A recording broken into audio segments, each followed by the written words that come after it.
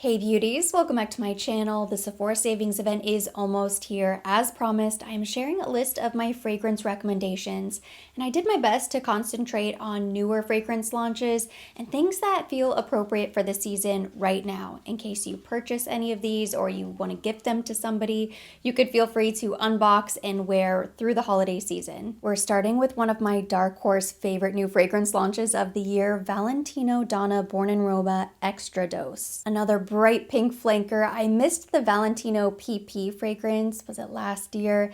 That one smelled really good. I also recently tried the Ivory. It's beautiful, but this Extra Dose is outstanding. This is my current favorite version of Donna Born in Roma. It's so sensual, it's so warm and cozy. It has a beautiful vanilla note. Key notes include cassis accord, rum accord, and vanilla. This one definitely has the Donna DNA. It's not quite the same departure as a green extravaganza, for example. Just a warm, cozy, delicious floral bouquet. So wearable, so lovable. I just want to douse myself with this fragrance. It just smells so incredibly good. I don't care that it's another flanker. I don't care that it probably smells similar to other fragrances. You know, it's not the most unique fragrance in my collection, but it's maybe the best composition of these particular notes. It's not too strong, too bold, or too heavy with that rum accord note. I could see myself wearing this to a daytime event, but it's also really playful, very sensual, seductive. This is perfect for a date night or an evening out, a romantic occasion. It's just a beautiful fragrance. I want to wear this all the time, anytime, any place. Just so beautiful. I don't hear a lot of people talking about it, but it definitely deserves its flowers. Another incredible flanker that deserves some love is the new YSL Vanille Couture. This has a hint of vanilla, a little richer, a little more decadent than the YSL Le Parfum, which was previously my favorite interpretation. Now it's Vanille Couture. I love this packaging, dripping with gold. It looks so gorgeous. My first impression was, wow, that smells exactly like Liebe. And it wasn't until I wore it on the skin, wore it for a few days, compared it side by side with YSL Liebe, that I finally came to the realization that this one is my favorite, and they are different. In a way, it's similar to the Extra Dose. It's a warm floral, it's a better version of the original, a prettier bottle, more interesting juice. But it's also perfect anytime, any place. I feel like this is great for daytime, evening. It's definitely special occasion appropriate, but I don't feel like I have to save it for evenings or weekends. It's just a really beautiful, very wearable fragrance, which I absolutely love. Also from YSL, some very exciting fragrance news. For the first time during a savings event, YSL Babycat is available at Sephora. I checked right before I sat down to film. It's currently in stock. This is very exciting. I'm jealous for everybody out there who is going to purchase Babycat on sale during the savings event.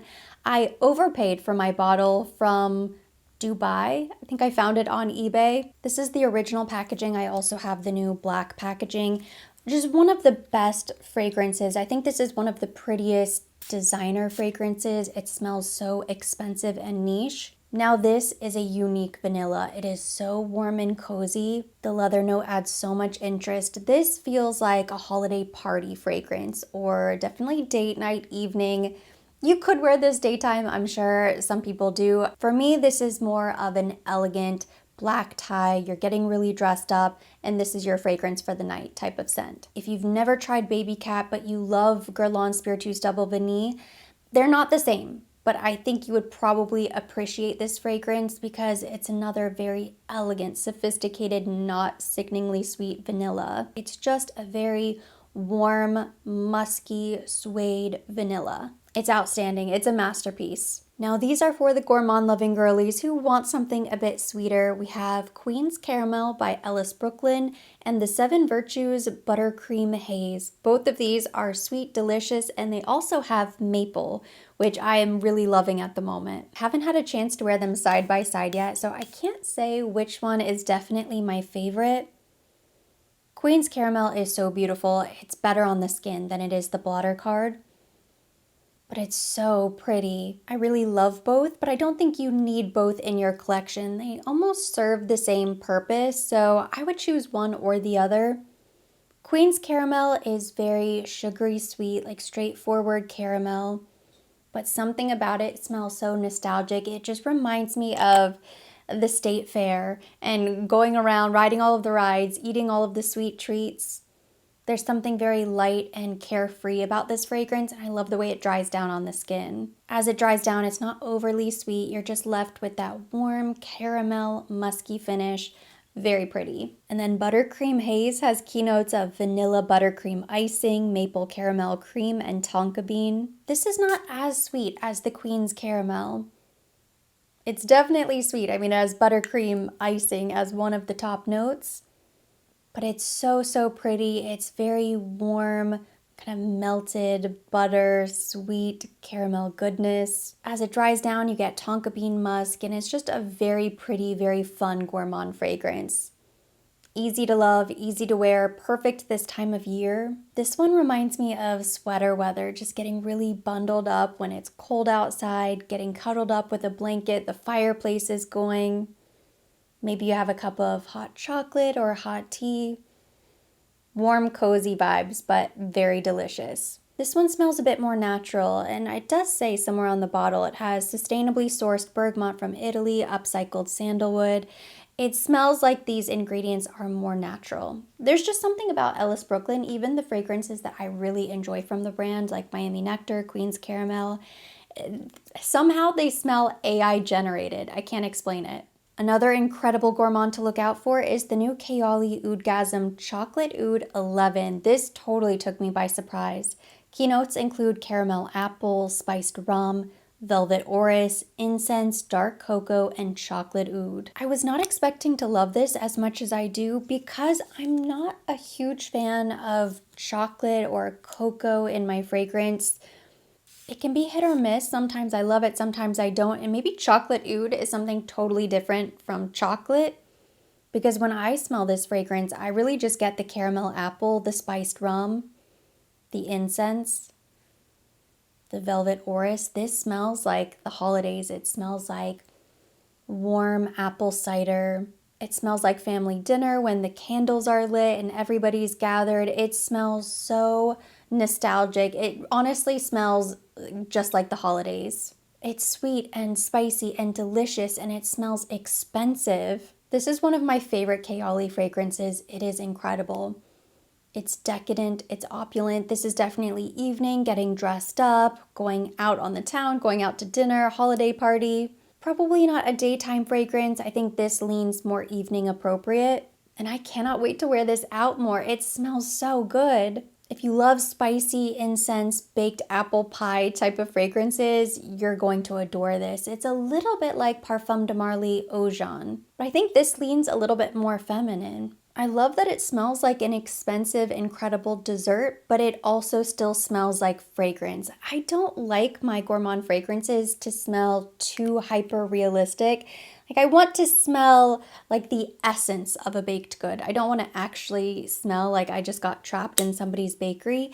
And that's how Oudgasm smells to me. This still smells very much like an expensive niche fragrance that just happens to have really delicious notes. Milk is definitely having a moment right now on social media. It seems like all of the hottest new fragrance launches have lactonic qualities.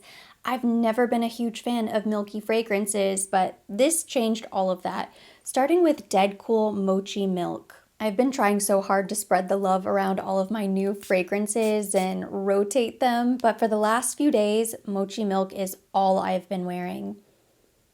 It smells so good. I can't get over how incredible this fragrance smells. Keynotes include marshmallow, vanilla bean, sweet rice milk, sandalwood, amber, and white musk. It frustrates me to think that I wrote this fragrance off for so long because I thought I wasn't going to like it. I don't like milky fragrances. I don't like milky notes.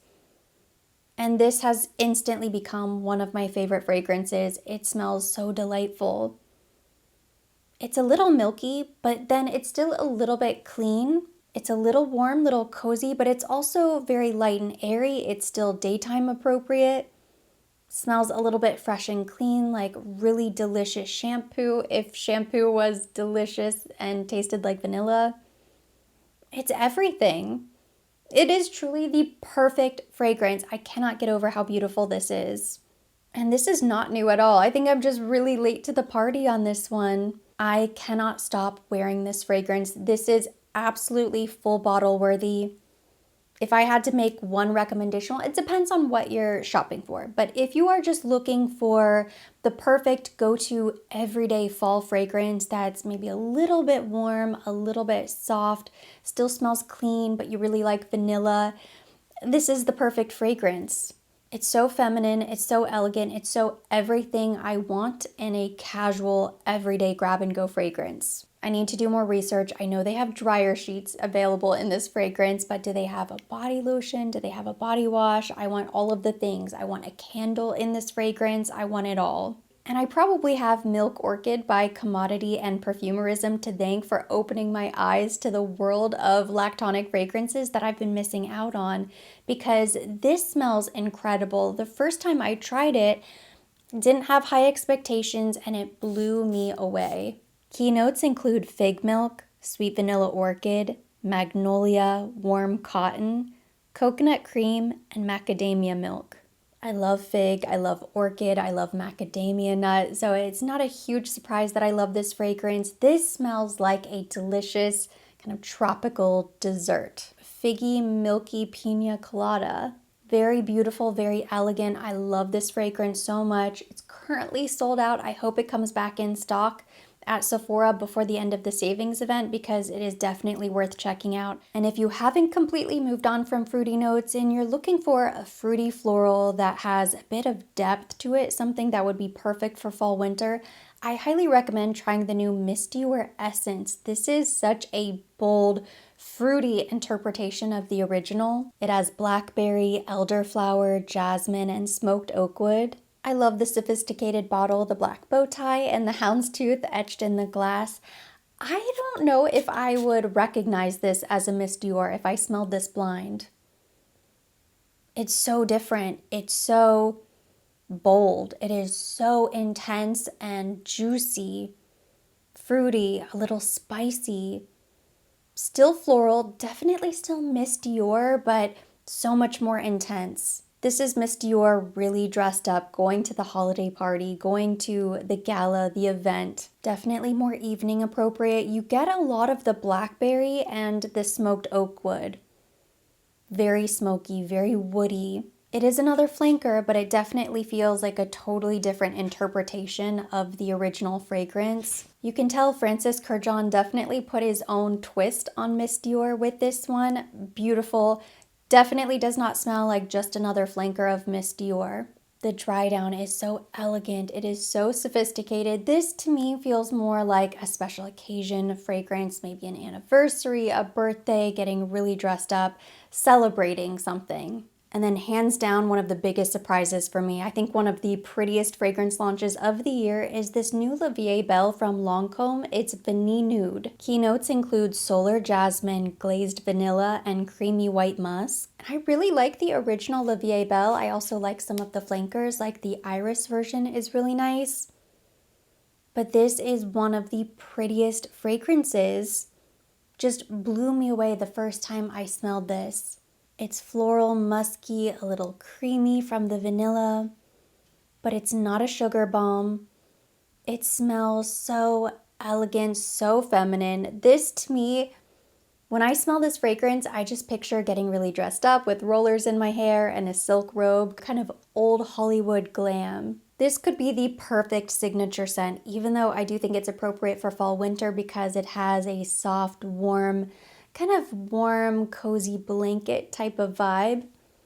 This could be a signature scent. This could be year-round. This, to me, just smells like an elegant feminine woman. It's so gorgeous. I did not expect to love this as much as I do. I cannot wait to keep wearing this. And like I said, I think it's one of the best fragrance launches of the year. And then I have to give an honorable mention to this Salt and Stone body mist. It's the saffron and cedar fragrance. This is so beautiful. It's very light and woody and elegant.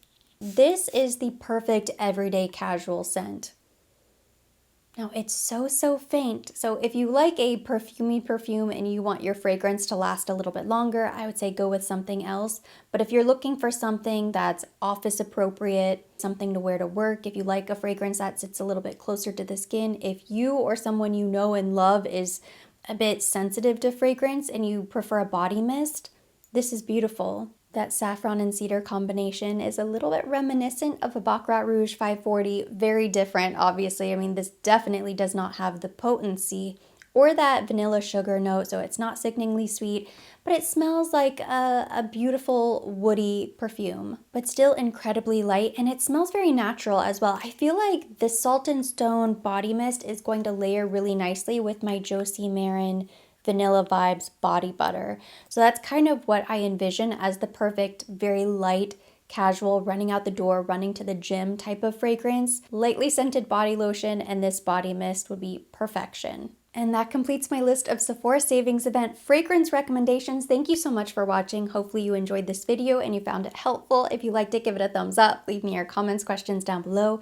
As always, I will be linking everything mentioned. Everything on my face will be tagged directly to the video and listed down below in the description box for your convenience.